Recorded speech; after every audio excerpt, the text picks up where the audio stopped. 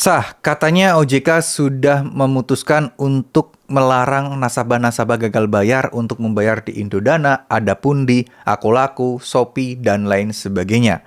Nah, bener nggak sih hal ini? Karena kemarin tuh banyak banget yang membahas ini, dan mungkin kalau kalian tahu banyak beberapa konten kreator yang membahas hal serupa ya teman-teman ya. Jadi intinya Indodana dan lain sebagainya, Akulaku, Shopee itu sah OJK melarang bayar karena mungkin katanya akan segera bangkrut dan lain sebagainya.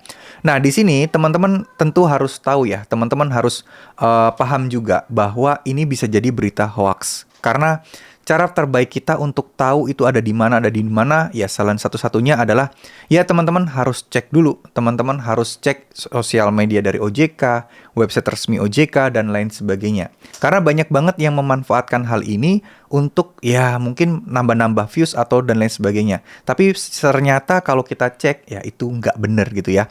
Jadi nggak mungkin OJK memberikan arahan seperti itu tanpa ada pelanggaran yang jelas, tanpa harus ada aturan yang jelas atau larangan-larangan. Contoh, biasanya pun mereka juga memberikan peringatan-peringatan ya. Peringatan ini salah satunya adalah ya mungkin ya kalau misalnya ada pelanggaran, salah satu fiturnya dimatikan.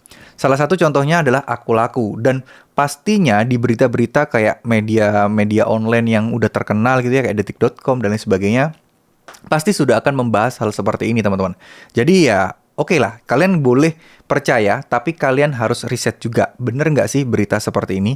Cek di cnbc.com itu biasanya update juga nih terkait masalah pinjol-pinjol nih. Jadi teman-teman bisa cek langsung di sana ya.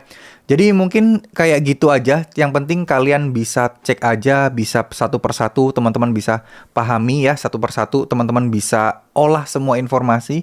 Jangan asal percaya, karena takutnya informasi seperti ini tuh malah bikin kalian, wah ini makin bangkrut, harusnya teman-teman ada duit buat bayar pinjolnya. Akhirnya teman-teman nggak bayar, jadinya teman-teman malah telat bayar atau gagal bayar ya. Karena itu kejadian juga ya, waktu saat itu ada berita yang ramai soal kredit pintar. Terus kemudian soal kredivo, yang tadinya dia mungkin ada duitnya, tapi ada keperluan lain juga gitu loh. Nah, sehingga ya harusnya dia nggak kena denda, dia akhirnya kena denda karena ragu ya. Karena waktu itu informasinya juga mendukung banget, dimana kayak kredit pintar itu juga nggak bisa diakses, terus kemudian mau pinjaman itu nggak ada yang bisa, dan lain sebagainya ya. Jadi seperti itu teman-teman ya, semoga apa yang saya sampaikan bisa bermanfaat. Terima kasih, wassalamualaikum warahmatullahi wabarakatuh.